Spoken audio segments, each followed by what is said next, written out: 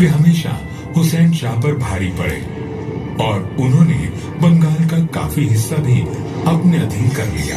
एक युद्ध में तो इनके सैनिक हुसैन शाह की एक तोप को ही उठाकर अपने साथ त्रिपुरा ले आए।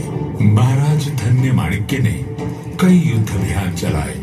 एक और कुकियों के किले पर अद्भुत तरीके से चढ़ाई कर उन्हें हराया और बर्मा तक अपने राज्य को फैला दिया, तो दूसरी तरफ आरकान को जीतने के लिए सतत प्रयास किया। महाराज के विश्वास पात्र सेनापति राय कचार और उनके छोटे भाई राय कौसुम उनके अभेद कवच और प्रमुख शस्त्र थे। दोनों ही प्रखर वीरों ने कई युद्धों को जीतने में अहम भूमिका निभाई। पराक्रम के साथ साथ महाराज धन्य माणिक्य में रचनात्मक ऊर्जा भी कूट कूट कर भरी थी। उनके राज में सीमाओं के विस्तार के साथ साथ कला का भी प्रसार हुआ।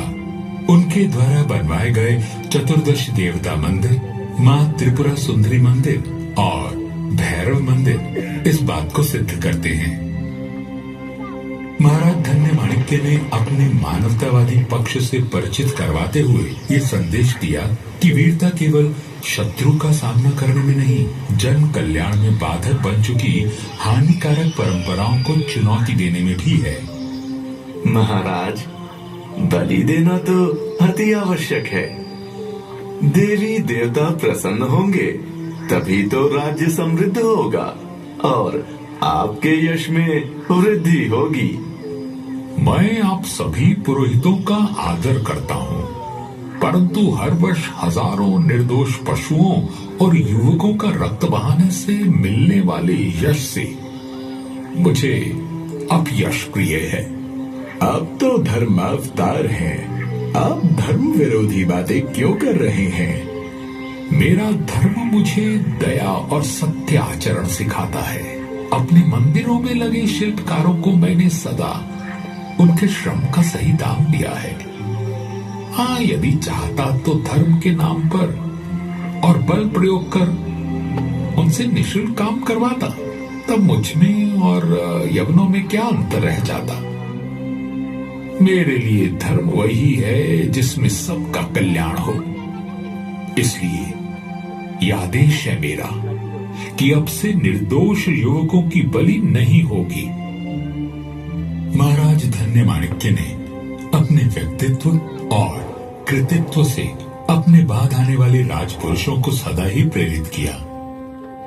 17वीं सदी में राजपद पर नियुक्त हुए महाराज गोविंद माणिक्य ने तो अपनी अहिंसावादी और दयालु प्रवृत्ति के कारण अपना राजपाट तक गवा दिया। वे जंगलों में भटके, फिर भी कभी सतपथ को नहीं त्यागा। 1660 ईस्वी में महाराज गोविंद माणिक्य आरकान में निवास कर रहे थे। आपसी संघर्ष के चलते उन्हें अपना राज्य छोड़ना पड़ा था। उन्हें खोजते हुए मुगल शहजादा शुजा आरकान पहुंचे और उनसे सहायता मांगी और उन्होंने आश्रयदाता का धर्म निर्भय होकर निभाया। इस बात की खबर शुजा के भाई औरंगजेब तक भी पहुंच गई। शुजा को क्या लगता है वो त्रिपुरा में जा छिपेगा तो मेरी शमशीर से बच जाएगा? त्रिपुरा के राजा के नाम एक शाही फरमान जारी करो और उन्हें कड़े लफ्जों में समझा दो कि मुगलिया सल्तनत से बेअदबी करने का क्या अंजाम होता है। एलची को फौरन से पेशतर रवाना किया जाए।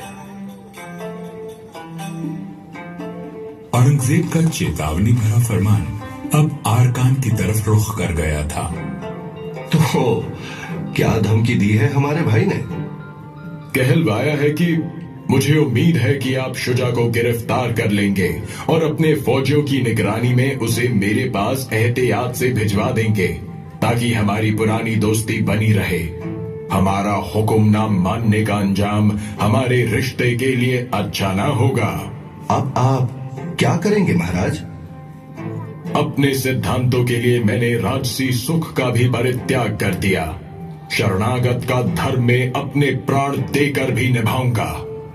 आप जब तक हमारे पास रहेंगे सुरक्षित रहेंगे।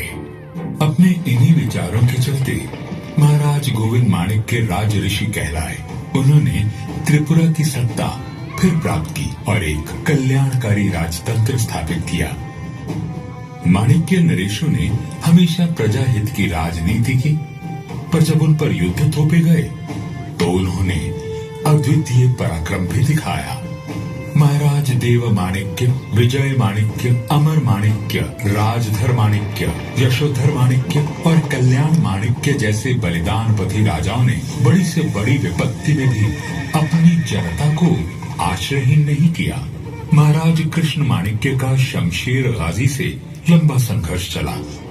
अपनी प्रजा को शांति और समृद्धि प्रदान करने के लिए 1760 में महाराज ने उदयपुर की जगह पुराने अगरतला को अपनी राजधानी बनाया, परंतु शांति कुछ ही समय के लिए मिल पाई।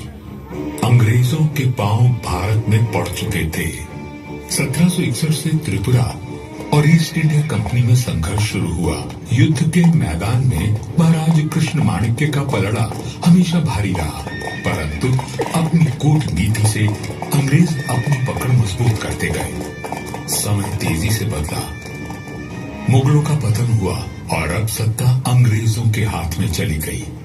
इस परिवर्तन के बाद भी माणिक्य अपना कर्तव्य निभाते रहे। 1838 में महाराज कृष्ण किशोर माणिक्य ने वर्तमान अगरतला की नींव रखी। फिर आगमन हुआ उस राजपुरुष का जो त्रिपुरा में आधुनिकता की लहर लाने वाला भगीरथ बना। 1862 में महाराजा वीर चंद्र माणिक्य ने सत्ता संभाली। अब निरर्थक युद्ध बंद हो चुके थे और प्रगतिशील विचारों से त्रिपुरा की रूपरेखा बदल